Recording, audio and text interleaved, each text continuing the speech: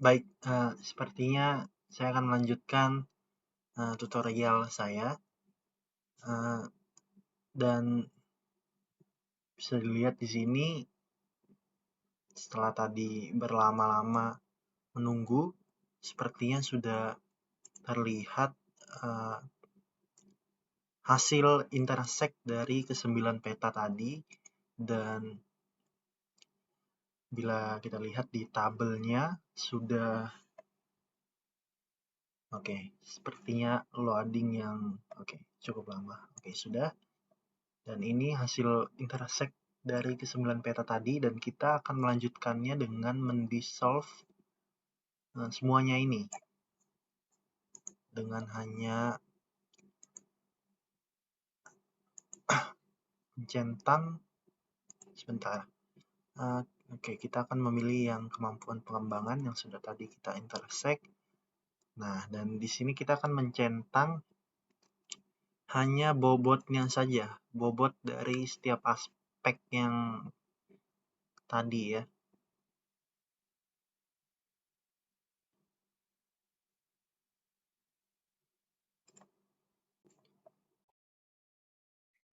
Baik, saya sudah mencentang semua bobot yang tadi kita sudah hitung begitu. Kurang lebih ada 8 kalau tidak salah. Dan langsung saja kita tekan OK. Dan kita menuliskan output features-nya, kemampuan pengembangan fix atau yang sudah paling fix begitu.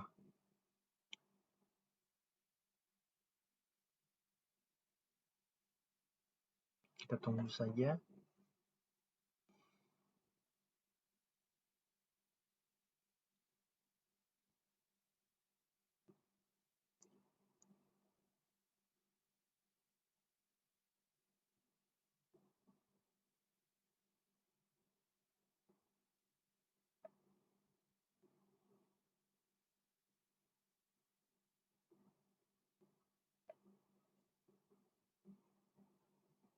Proses ini memakan waktu cukup lama karena data yang tadi kita masukkan itu cukup banyak tabelnya, sehingga ini sangat memerlukan proses yang panjang didukung oleh komputer atau laptop yang mumpuni begitu.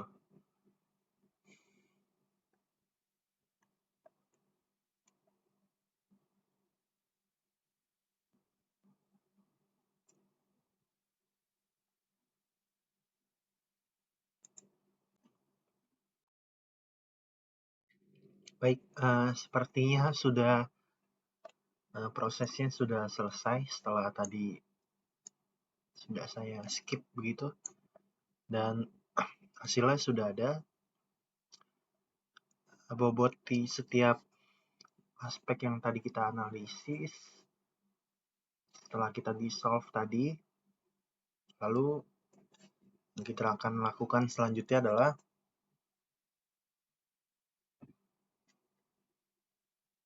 kita akan menambahkan kolom.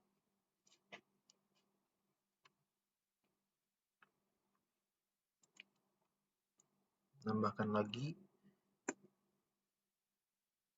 yaitu total bobot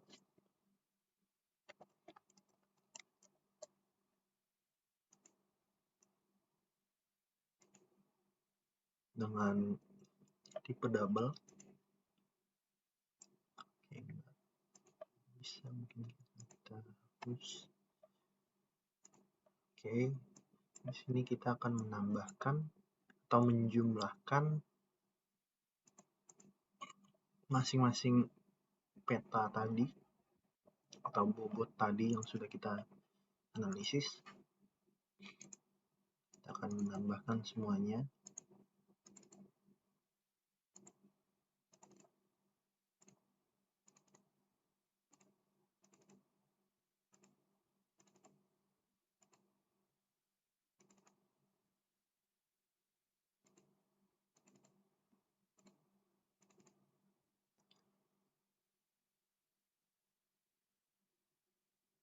Oke, sudah semuanya ada 9, totalnya ada 9. Langsung saja kita jumlahkan.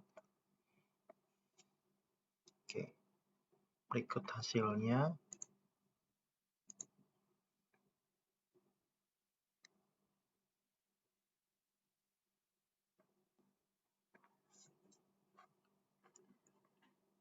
Lalu kita akan menambahkan lagi atau meng-add field lagi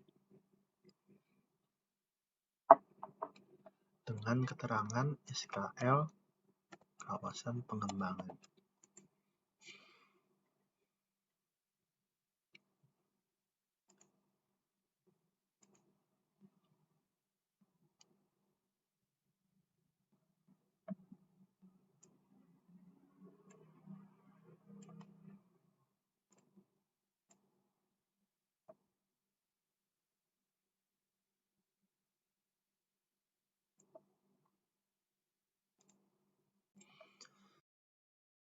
Baik, selanjutnya kita akan memberikan keterangan.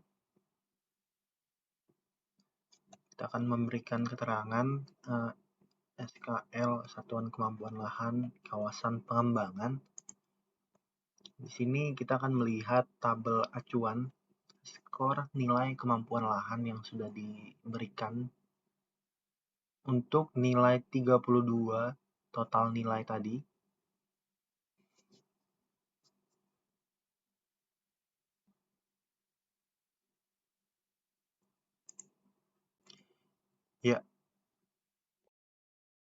Ya, untuk pengembangan SKL-nya kawasan pengembangan. Nah, untuk nilai 32 sampai 58 di sini tidak ada nilai 32 sampai 58, jadi kita akan skip langsung ke 84 sampai 109. Ya, 84 sampai 84.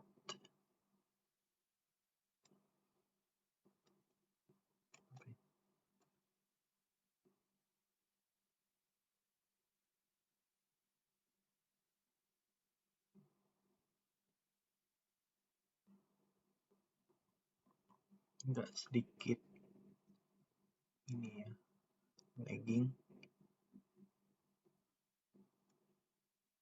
84 sampai 109.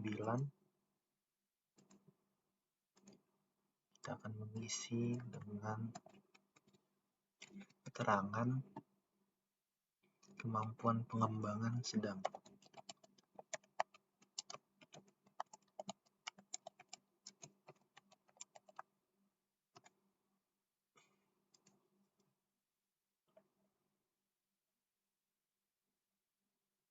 Nah, oke.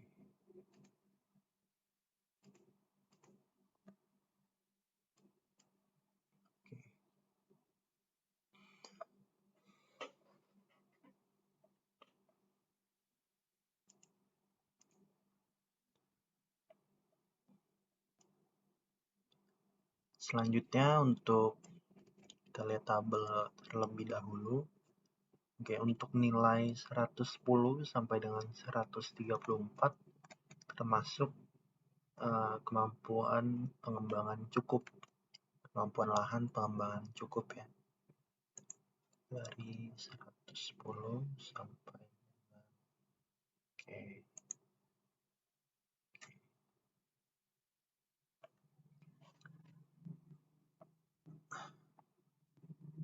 Sepertinya karena terlalu banyak data yang tadi kita sudah olah, jadi mungkin mengalami beban dalam memprosesnya.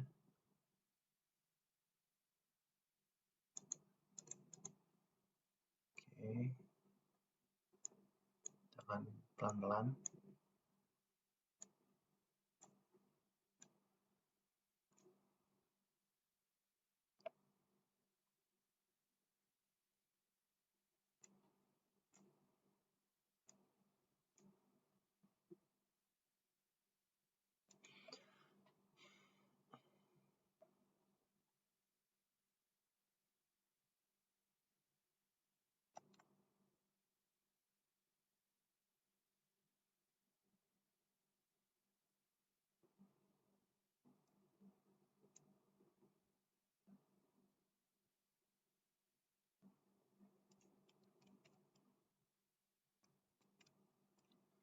Oke, 110 sampai dengan 134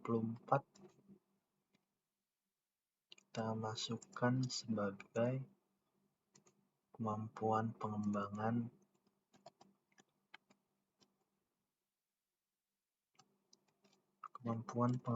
cukup.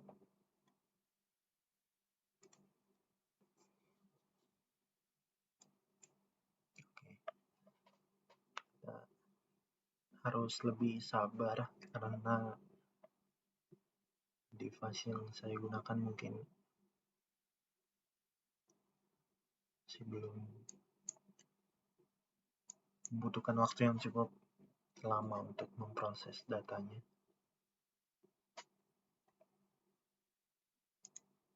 Oke, sudah selesai.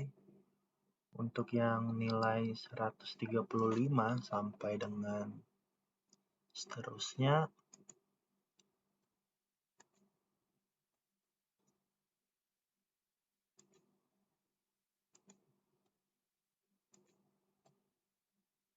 oke.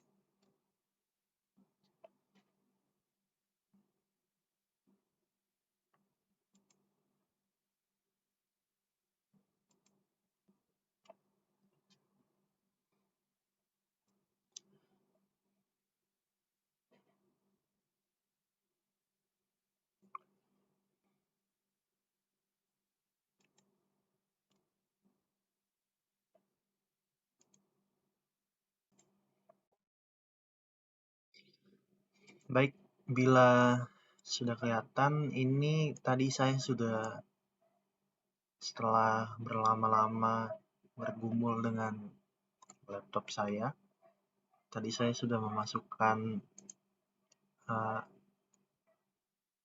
keterangan di kemampuan pengembangan cukup dan kemampuan pengembangan tinggi. Dan saya juga menambahkan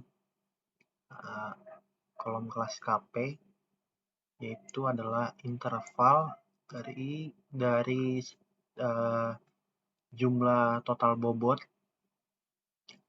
Misalkan di sini ada 89 di kemampuan pengembangan sedang.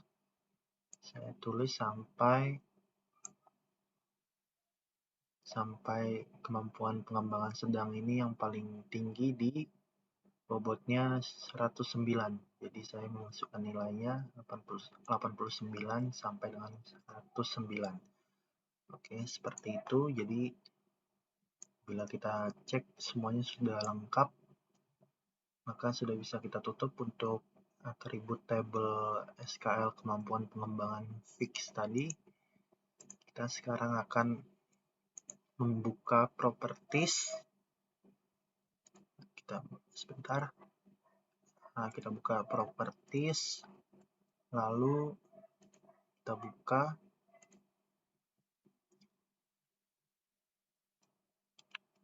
sebentar.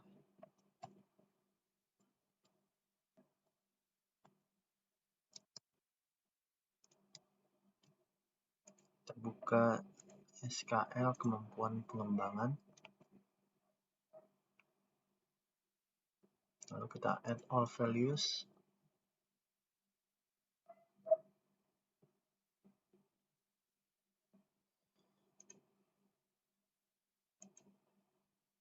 Pengembangan tinggi,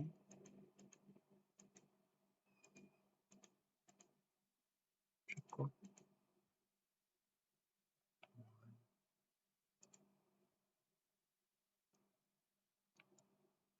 dan sedangnya. Oke, kita memberikan warna, lalu kita oke.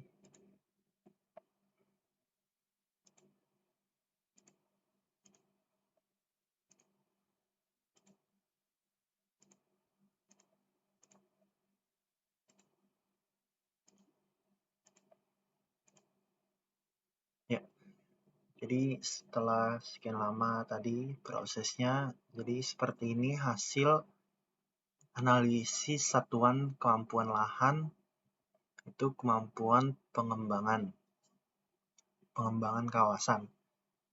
Jadi kita bisa melihat ada di warna hijau ini adalah kemampuan pengembangan kawasan tinggi, dan yang warna kuning ini kemampuan pengembangan kawasan cukup, dan yang merah ini adalah kemampuan pengembangan kawasan sedang. Oke, terima kasih sudah nonton video ini. Kita akan lanjutkan ke analisis daya tampung, ya, analisis daya tampung atau analisis daya dukung lahan.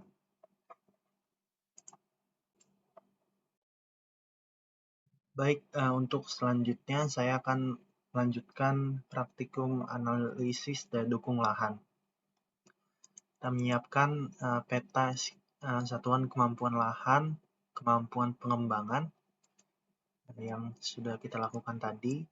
Lalu kita open attribute table dan kita pilih add field. Kita pilih dengan nama daya dukung lahan, daya dukung, dengan teks untuk kelas pengembangan sedang atau pengembangan sedang, kita bisa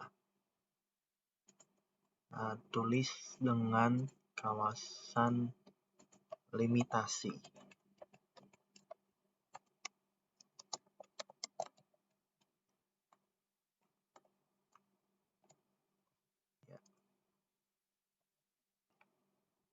Sebentar.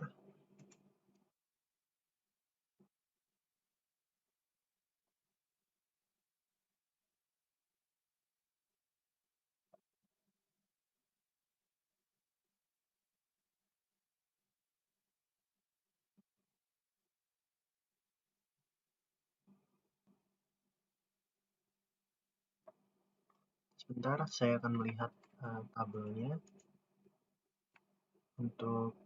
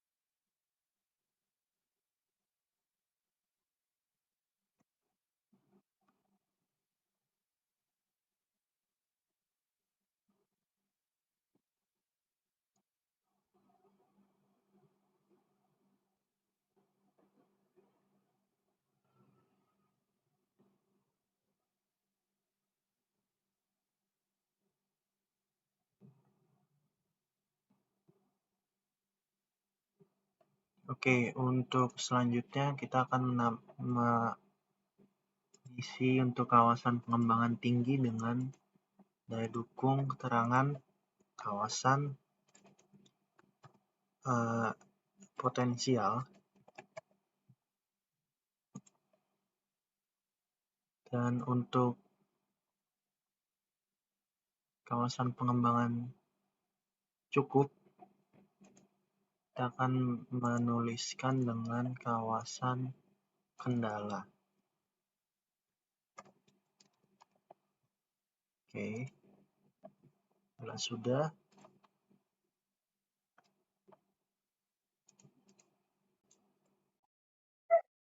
baik, bila sudah kita akan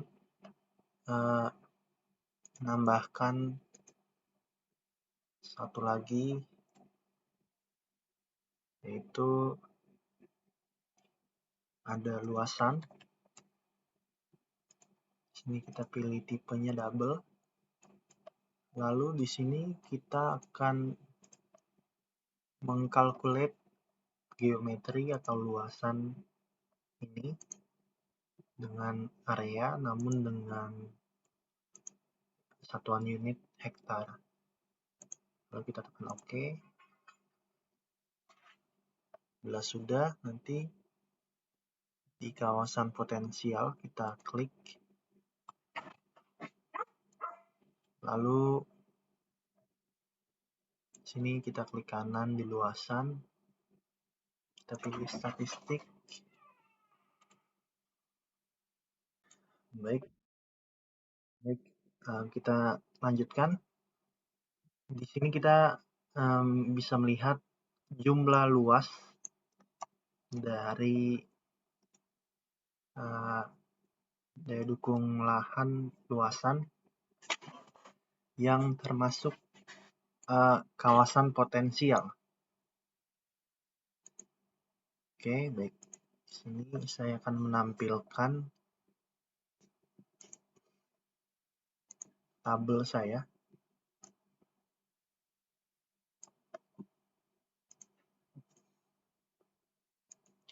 Oke, sudah terlihat.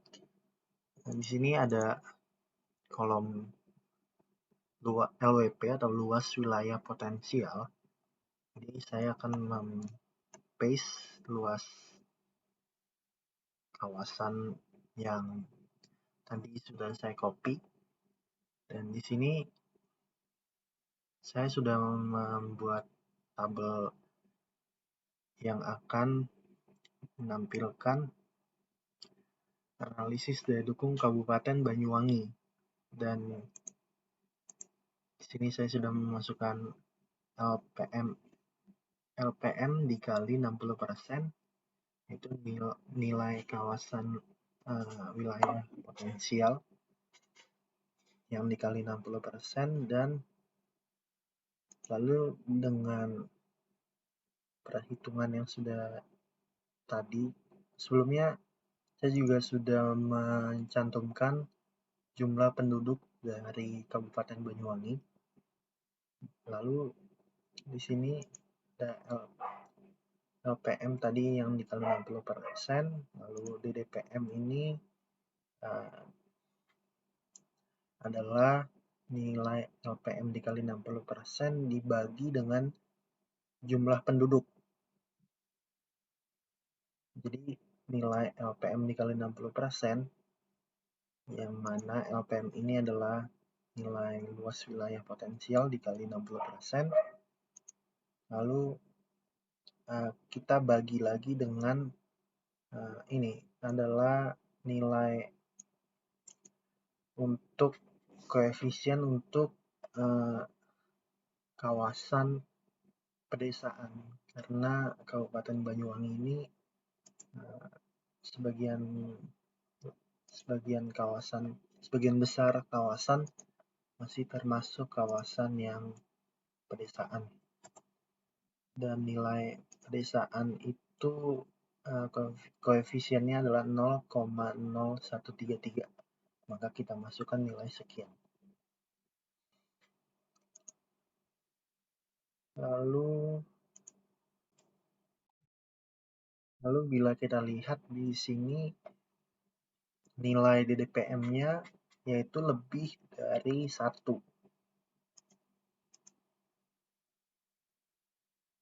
Ya, jadi nilai DDPM-nya ini lebih dari 1, maka masih bisa dikatakan wilayah Kabupaten Banyuwangi masih bisa menampung penduduk yang datang untuk menempati wilayah Kabupaten Banyuwangi.